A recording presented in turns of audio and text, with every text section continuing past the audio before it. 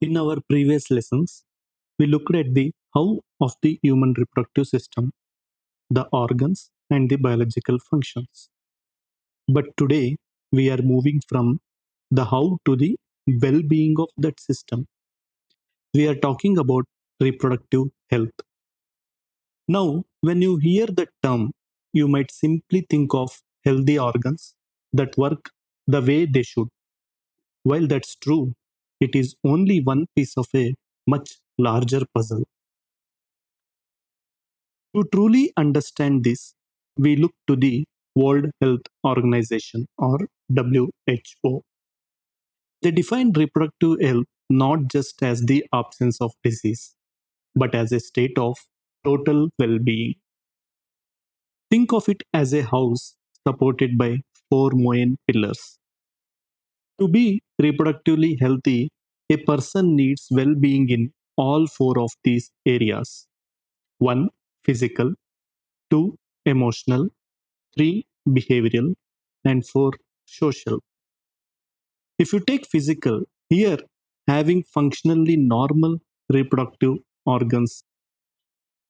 Emotional well being means feeling secure and healthy in one's feelings regarding reproduction. Behavioral means making healthy and responsible choices. Social means having positive, respectful interactions with others in all sex related aspects. When a society has people who are healthy across all four of these pillars, we call that a reproductively healthy society. So, why are we focusing so much on this? Why is it significant? It's significant because reproductive health is not just a private matter, it's a public one. It affects how we interact with our partners, how we plan our families, and how we respect the boundaries and health of others. A society that prioritizes this is a society with fewer myths, less fear, and better medical outcomes for everyone. Now that we know what reproductive health is, it is total physical, emotional, behavioral, and social well being. The next big question is, how do we achieve it? What methods can a country or a community take to ensure every citizen has access to this kind of health? In our next segment, we will examine the specific action plans and national programs designed to turn this goal into reality. If you remember one thing from above discussion, let it be this: reproductive health is not just about the body, it is about the whole person and how they interact with the world around them. Did you know that India was actually one of the first countries in the world to launch national action plans for reproductive health? Back in 1951, the government initiated the Family Planning Program. Over the decade, this has evolved. Today, it is known by a much broader name: Reproductive and Child Healthcare or RCH programs. The goal is not just about numbers, it is about creating a society where every individual is reproductively healthy and socially conscious. How do we achieve this? It starts with communication. Governmental and non governmental agencies use everything from TV and radio to newspapers to spread the word. But media is not enough. We need a personal touch. Parents, teachers, and friends play a massive role in sharing the right information. This is why sex education in schools is so vital. By providing accurate information about our bodies and adolescence, we can bust common myths and misconceptions, teach safe and hygienic sexual practices, provide life saving knowledge about sexually transmitted diseases, and AIDS. By reaching people early, especially during adolescence, we empower them to lead healthier lives. Next, the RCH program focuses on those in the marriageable age group and fertile couples to build healthy families. They focus on following areas. 1. Birth control. It includes providing options to decide on a desired family size. Second, maternal care. It ensures health during pregnancy and expert care during delivery. Third, postnatal care. It focuses on supporting the health of both mother and child after birth. Fourth, equality. It emphasizes the importance of breastfeeding and, crucially, treating male and female children with equal importance. To make these plans work, we need more than just talk. We need infrastructure, we need hospitals, professional doctors, and medical equipment. These resources help manage everything from menstrual problems and infertility to deliveries and STDs. There is also a legal side to this. You may have heard of a amniocentesis. This is a medical procedure where a small amount of amniotic fluid is taken from the womb to test for genetic disorders like Down syndrome or sickle cell anemia. However, this tool was being misused for sex determination, leading to female feticide. Because of this, India has a statutory ban on using amniocentesis to determine the sex of a fetus. It is a legal check to protect the girl child and ensure social balance. Finally, let's look at the future. India is a hub for research. For example, scientists at the Central Drug Research Institute CDRI in Lucknow developed Saheli, which is a unique oral contraceptive for females. How do we know we are succeeding? We look at the data. Following indicates progression. That is, more babies are being delivered in medical facilities. Maternal and infant mortality rates are dropping. STDs are being detected and cured earlier. STDs means sexually transmitted diseases. And more couples are choosing smaller and healthier families. All these signs point to one thing: an overall improvement in the reproductive health of our society. Reproductive health is more than just biology, it is a social goal. Through education, medical support, and ethical legal practices, we are building a healthier, more responsible India.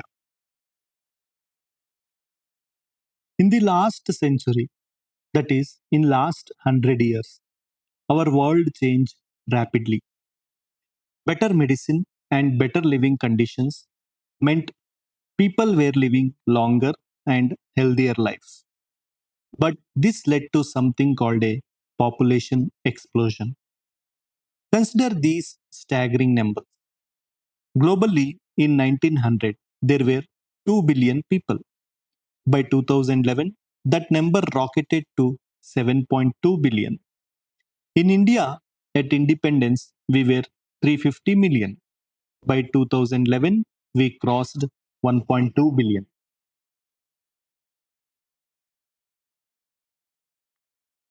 Why did this happen? It's simple math. People stopped dying as frequently. The death rate, maternal mortality rate, and infant mortality rate all are dropped sharply. While this is a victory for medicine, it creates a crisis of resources, that is, scarcity of food, clothing, and shelter. To fix this, the government promotes the small family norm. often recognized by the famous slogan, Hum do, Hamare do, that is, we too, our too. That leads us to contraception. Before we look at the methods, what should you look for? An ideal contraceptive should meet five criteria. 1. It should be user friendly and easily available. Second, it should be highly effective. Third, it should be reversible, that is, you can change your mind later. Fourth, no or minimal side effects. Fifth, it should not interfere with sexual desire or the act itself. There are several ways to prevent unwanted pregnancy. Let's break them down by how they work. First, natural methods. Here, no devices are used. These methods work by keeping the sperm and egg apart naturally. The first is periodic abstinence. This method involves avoiding intercourse during the fertile window, that is, day 10 to 17 of the menstrual cycle. Second is withdrawal method. Here, the male partner withdraws before ejaculation. Third is lactational amenorrhea. Here, for about 6 months after giving birth, if a mother is fully breastfeeding the infant, ovulation usually doesn't occur. So, the natural methods include periodic abstinence, withdrawal method, and lactational amenorrhea. These have zero side effects, but a very high risk of failure. Next method is barrier methods, also called physical blocks. These physically stop the sperm from reaching the egg. Condoms. They are popularly known as brand name Nirod. They are disposable and provide privacy. Crucially, they are the only method that also protects against sexually transmitted infections and AIDS. The other barrier methods are diaphragms and cervical caps. These are rubber barriers for females that are reusable and often used with spermicidal creams. One thing to note is there are both female and male condoms. Next method is intrauterine devices. As name suggests, these are inserted into the uterus by a doctor. They are set and forget methods.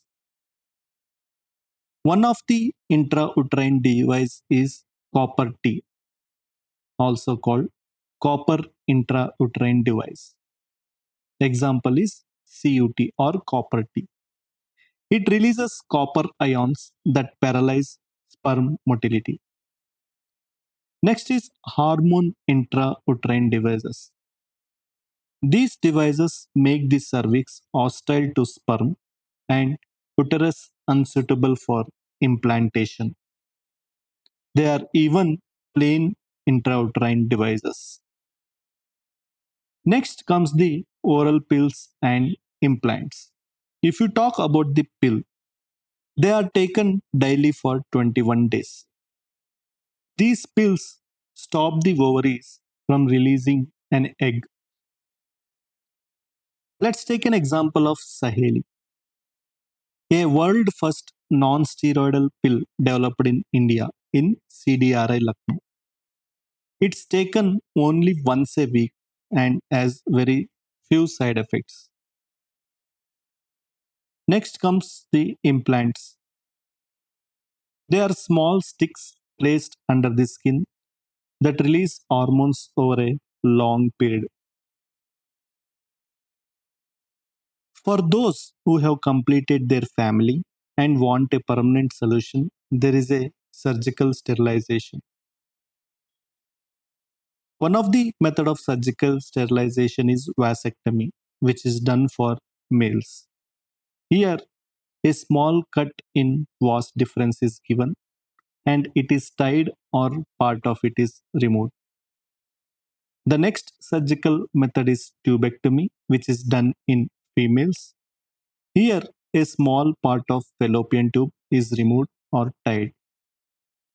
These methods or surgical methods are nearly 100% effective but are not reversible. It is important to remember that contraceptives are not natural requirements. They are tools used to take control of your life and timing. While they are essential for population control, they can sometimes have side effects like nausea or irregular bleeding. Always choose a method in a consultation with a qualified medical professional. Your reproductive health is a journey and you deserve the right support along the way. Now, we will discuss about a critical aspect of reproductive health, that is medical termination of pregnancy, commonly known as MTP or induced abortion. By definition, MTP is the intentional or voluntary termination of pregnancy before it reaches full term. To give you an idea of this scale, nearly 45 to 50 million MTPs are performed every year worldwide. That is roughly one fifth of all pregnancies conceived globally each year. Because this involves emotional, ethical, and religious perspectives, it remains one of the most debated topics in medicine and law. In India, the government took a significant step in 1971 by legalizing MTP. However, this legalization came with the strict conditions. Why the restrictions? They are designed to prevent misuse, specifically to stop the illegal practice of female feticide. Unfortunately, some people misuse medical tools like amniocentesis to determine the sex of the child and then opt for an MTP if it is a girl. This is not only illegal but also a major social evil that the law seeks to prevent. There are several reasons why an MTP might be necessary. It is generally considered in three main scenarios. One, during unwanted pregnancies resulting from casual unprotected intercourse or the failure of a contraceptive or tragic circumstances like rape.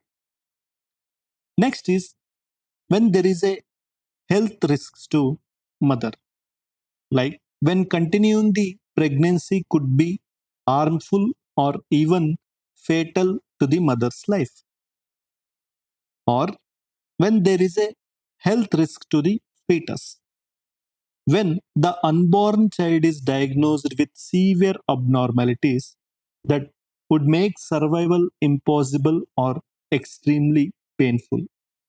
In these cases, MTP serves as a vital medical intervention to protect the well being of the individual.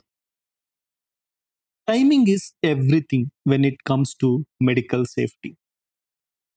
MTPs are considered relatively safe when performed within the first 12 weeks of pregnancy, that is, first trimester of pregnancy. Beyond 12 weeks, the procedure becomes significantly riskier for the mother. That is, in second trimester, it becomes significantly riskier for the mother. One of the most dangerous trends we see today is people going to unqualified quacks for illegal abortions. These procedures are performed in unhygienic conditions by untrained people and they can be fatal. It is a dual risk. The danger of the procedure itself combined with the danger of it being performed by the wrong person.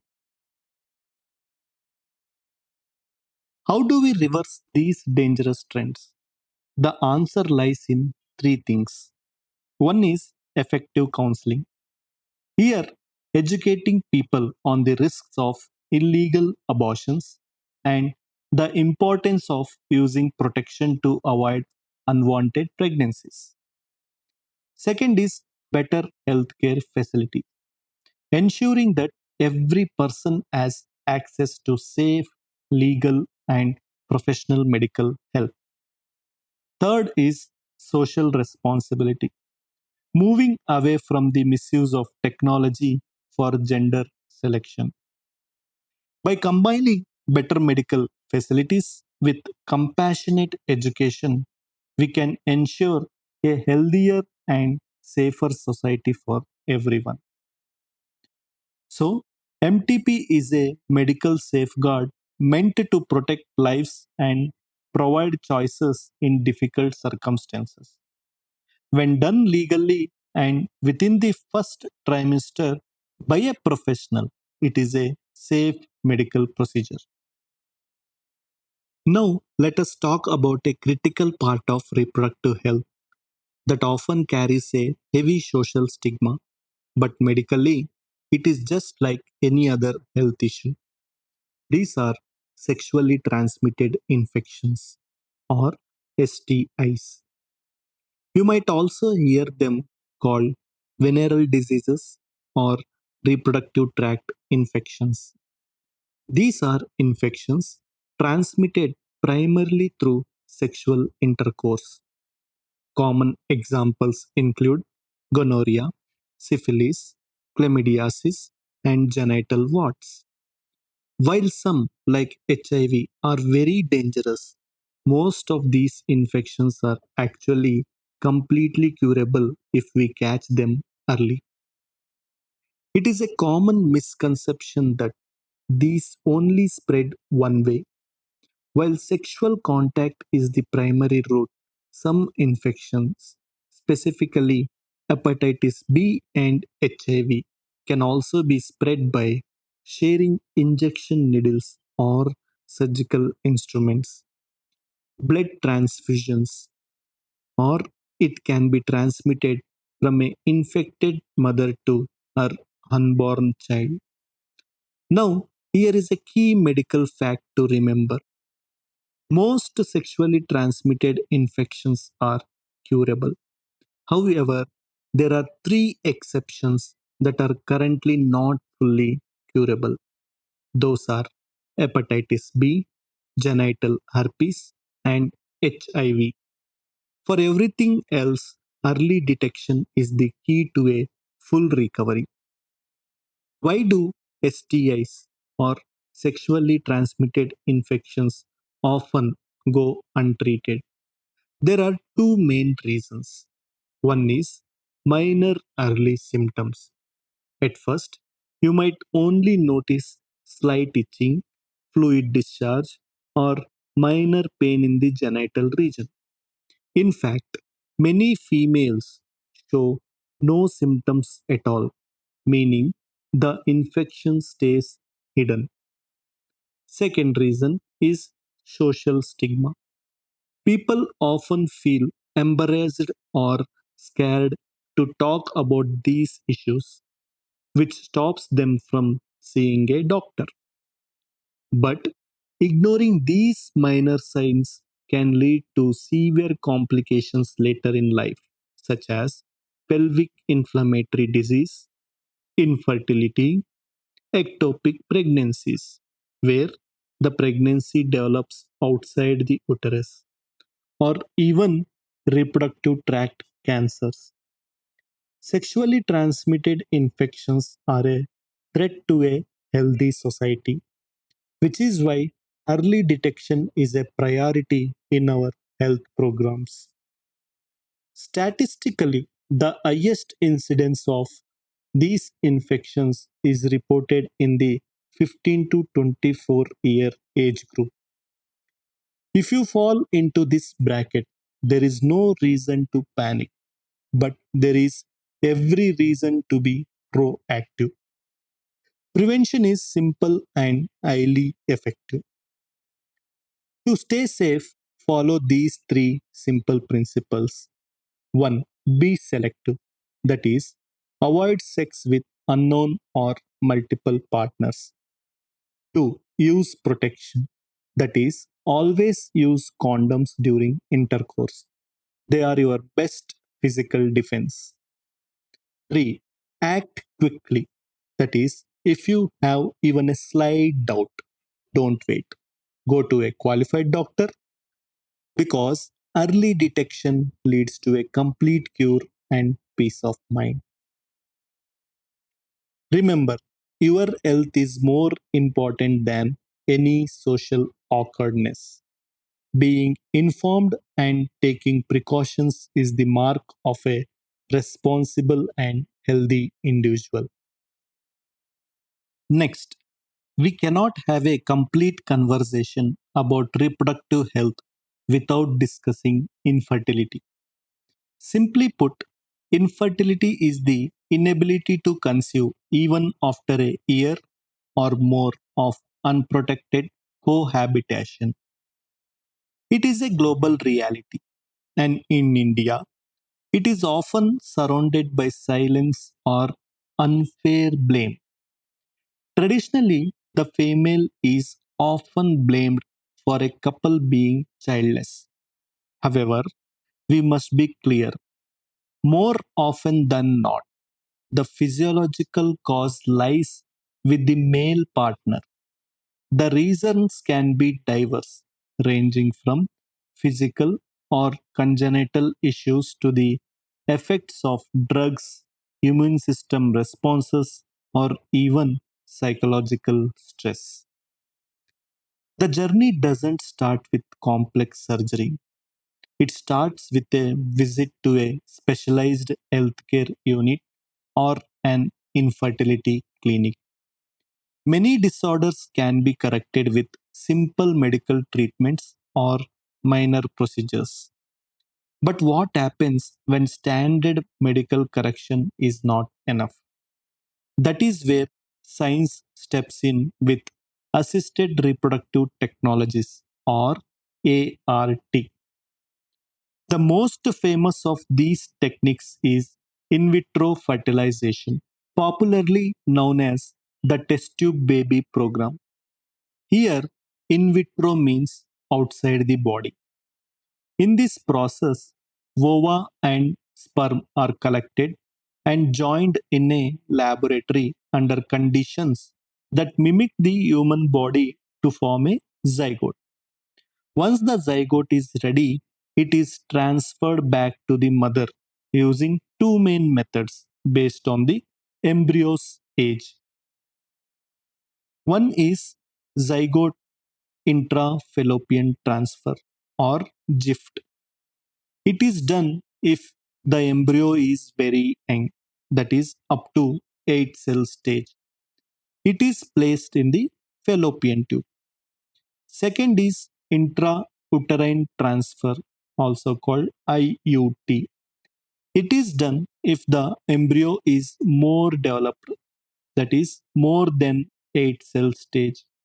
It is placed directly into the uterus. Sometimes the challenge requires a more tailored approach. For a woman who cannot produce an egg but can still carry a pregnancy, an egg from a donor is placed in her fallopian tube.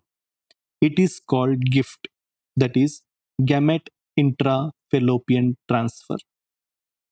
There is highly specialized lab procedure where a single sperm is injected directly into an egg. It is called intracytoplasmic sperm injection, also called ICSI.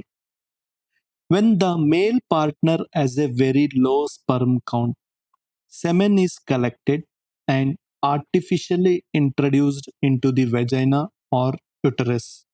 It is called artificial insemination. When it is inserted into the uterus, it is called intrauterine insemination. While these technologies are miraculous, we must be realistic. They require high precision, expensive equipment, and specialized doctors. Because of this, they are currently available only in a few centers and can be very costly. Beyond the cost, couples often face emotional or religious crossroads. But remember, the ultimate goal of all these procedures is to experience the joy of parenthood. In India, there is another beautiful path, which is legal adoption. We have many orphaned and destitute children who need a family to survive and thrive. Our laws fully support legal adoption, and it remains one of the most noble and fulfilling ways to build a family, whether through science or through adoption. The dream of being a parent is reachable.